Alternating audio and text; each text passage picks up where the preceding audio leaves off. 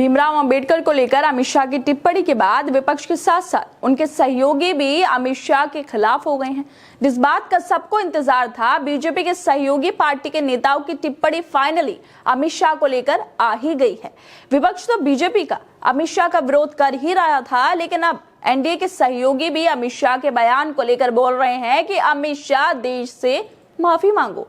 उन्होंने जो बयान दिया है वो बहुत गलत है। ऐसे बयानों की कोई भी जरूरत नहीं है।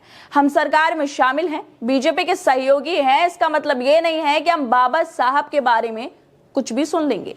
नरेंद्र मोदी, अमित शाह, पूरी बीजेपी के नेता पहले से ही विपक्ष के हंगामे से परेशान थे, लेकिन अब तो बीजेपी के सहयोगी ही उनकी ओर मुसीबतें बढ़ा रहे हैं, वो भी विपक्ष की जुबान बोल रहे हैं। दरअसल अमित शाह की भीमराव अंबेडकर के नाम को फैशन बताने के बाद विपक्ष की तरफ से लगातार उनके इस्तीफे की मांग की जा रही है, माफी मांगने को कहा जा रहा है। और अब इसी कड़ी में एनडीए के सहयोगी जयंत चौधरी की पार्टी आरएलडी के प्रवक्ता अमित शाह से माफी मांगने को कह रहे हैं, जिसकी वीडियो भी सोशल मीडिया पर खूब वायरल हो रही है। वीडियो में आरएलडी के प्रवक्ता कमल गौतम अमित शाह के बयान पर मीडिया से बात करते हुए कहते हैं कि अमित शाह का जो बयान सामने आया है वो सही नहीं है। भीमराव अंबेडकर को जो लोग भगवान मानते हैं और भगवान मानते रहेंगे, तो उन लोगों के विरोध में जाकर ऐसे बयान देना सही नहीं है। अमित शाह गृह मंत्री हैं, कानून व्यवस्था बनाने वाले आदमी हैं। बहुत सारी जगह कानून व्यवस्था बिगड़ रही है। कमल गौतम सिर्फ अमित शाह के बयान को गलत ही नहीं कह रहे हैं, बल्कि ये भी बता रहे हैं कि कानून व्यवस्था बनाने वाले लोग हैं ये, लेकिन फिर भी देश में कई जगहों की कानून व्यवस्था बिगड़ी हुई है। कमल गौतम वीडियो में आगे गंभीर मुद्दे उठाते हुए कहते हैं कि देश में कई जगहों पर कानून व्यवस्था बिगड़ी हुई है। भगवान के मंदिरों में भी अत्याचार हो रहा है, उसमें घुसने में मारा जा रहा है, मंदिरों में बलात्कार हो रहा है, उन पर कोई कार्रवाई नहीं हो रही है।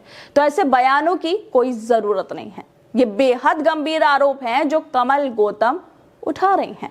कमल गौतम खुद की पार्टी का बीजेपी के सहयोगी होने को लेकर भी कहते हैं कि हम सरकार में शामिल हैं। इसका मतलब ये नहीं है कि जिसे हम भगवान मानते हैं, बाबा साहब अंबेडकर जिन्होंने हमें अधिकार दिए हैं, उनके बारे में ऐसा बोलना हम सुन लेंगे। गृह मंत्री जी, इस पर आपको माफी मांगनी चाहिए। गृह मंत्री को इस पर माफी मांगनी चाहिए। बयान कोई छोटा मोटा बयान नहीं है। ये लोग हर चुनाव में बाबा साहब के लिए हाथ जोड़ने जाते हैं। आरएलडी के प्रवक्ता, जिनकी पार्टी के मुखिया जयंत चौधरी केंद्र सरकार में मंत्री हैं, वो अंबेडकर पर अमित शाह के बयान को लेकर कह रहे हैं कि चुनाव आते ही ये लोग बाबा साहब को मानने वालों के सामने हाथ जोड़ने जाते हैं और अब ऐसे बयान दे रहे हैं। कमल गौतम ने अंबेडकर पे दिए अमित शाह के बयान की आलोचना की, शाह से माफी मांगने की बात की और साथ ही उन्होंने ये भी माना कि उनकी पार्टी चुप है और वो दलित होने के नाते इस मुद्दे पर बोल रहे हैं। जिस बात को सबको इंतजार था, फाइनली वो कमल गौतम ने पूरी कर दी है।